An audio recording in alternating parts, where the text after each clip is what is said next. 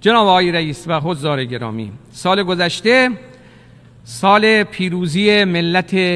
ایران بود. برخی از کشورهای غربی و سرویس‌های اطلاعاتی آنها در سال گذشته دچار اشتباه محاسباتی شدند و برای یک بار دیگر قدرت ملت ایران را دست کم گرفتند. در شرایطی که جمهوری اسلامی در سالگرد خیزش ملی ایران با استقرار پرشمار مزدوران امنیتی در شهرهای مختلف شدت سرکوب‌ها را افزایش داده،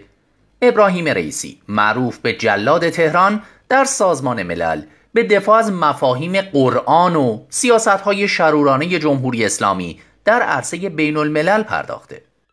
ابراهیم رئیسی که برای دومین بار در طول مدت ریاست جمهوری خود در مجمع عمومی سازمان ملل سخنرانی کرد، روز سه‌شنبه 28 شهریور در مقدمه سخنرانی خود با ردیف کردن یک سلسله جملات عربی قرآن را بالا گرفت و به دفاع از آموزه‌ها و مفاهیم آن پرداخت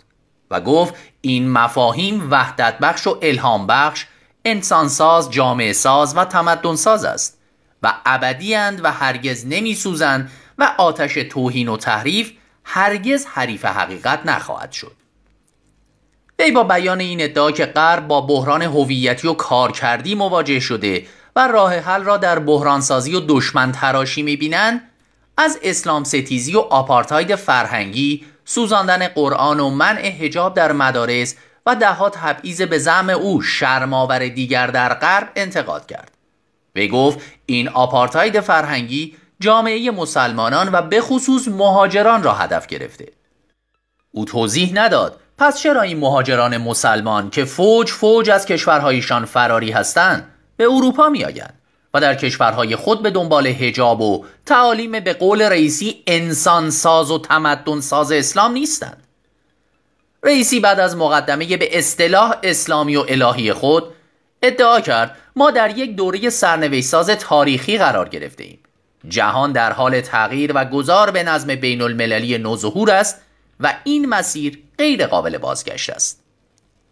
توصیف او از این دوره از بین رفتن لیبرالیسم و سرمایه‌داری و شکست نظام سلطه و پیشرفت جمهوری اسلامی و قدرت‌های نوظهور در معادلات جهانی است.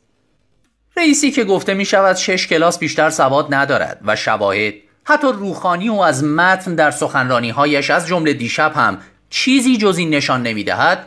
پیش بینی کرده مکتب لیبرال دموکراسی به پایان راه خود نزدیک شده.